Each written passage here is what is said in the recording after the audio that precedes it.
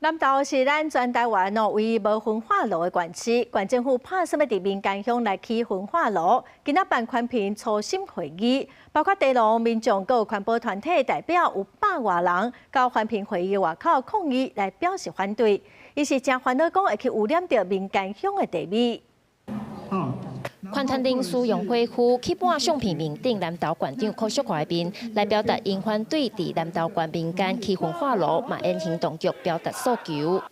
毒害咱民间吼，这个焚化炉。民间是全台供应出七地地米上主要的所在，地方环路焚化炉若起伫遮，会污染环境，影响地品质。另外，环团嘛讲，南投县政府做焚化炉的可行性评估了后，无先开公听会，煞伫拜二直接开环境评估会议。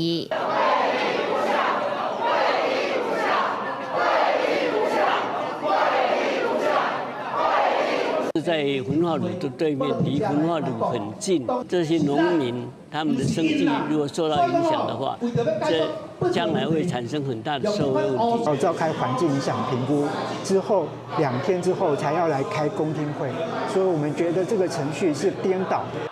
南投县府环保局表示，县府拍算去南投县粪扫处理甲再生能源中心。拜二是照环评法开的第一届环评审查会议，嘛开放20位有登记的民众表达想法。若是通过，才会进入第2阶段环评审查，才会有公听会。也若针对焚化炉对地方的影响，要提出无明显影响的数据。那依照熏气试验的结果，其实对茶叶并没有很显著的影响哦。那尤其我们有一个比对，就是我们木栅焚化厂，它在台北市哦，那它距离这个文山茶的茶厂区大概也是3公里左右的距离哦，跟我们的案厂其实非常像。好，但木栅焚化厂已经20年的经营了，也没有听说因为木栅焚化厂造成文山茶种有相关的影响。